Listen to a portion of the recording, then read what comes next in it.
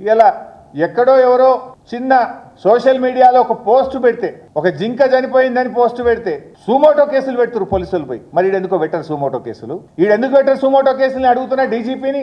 ఏం డీజీపీ గారు, ఇవాళ సోషల్ మీడియాలో ముఖ్యమంత్రిని ఒక మాట అంటనో, ఒక జింక చనిపోయిందంటనో, ఒక వాస్తవాలను సోషల్ మీడియాలో పోస్ట్ చేస్తే అర్ధరాత్రి పూట వచ్చి ఆడవాళ్ళు అని కూడా చూడకుండా జైళ్ళలో పెడుతున్నారే. మరి ఇక్కడ పర్యావరణ సమతుల్యం దెబ్బతీస్తూ, క్రిమినల్ నెగ్లిజెన్స్కు పాల్పడుతూ, వేలాది చెట్లను నరుకుతూ, మూగ జీవాలను చావుకు కారణమైనటువంటి వాళ్ళ మీద ఎందుకు సుమోటో కేసు పెట్టరు? ఎందుకు పోలీస్ డిపార్ట్మెంట్ పనిచేయదు? చట్టం కళ్ళు మూసుకుందా అని చెప్పి నేను అడుగుతా ఉన్నా. చట్టానికి అందరూ సమానమే కదా.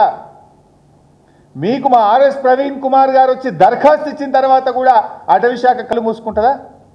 అంటే పేదవాడు చెట్టు కొడితే జైల్లో పెట్టారు, పేదవాడు చెట్టు కొడితే లక్షల్లో పెనాల్టీ చేస్తారు.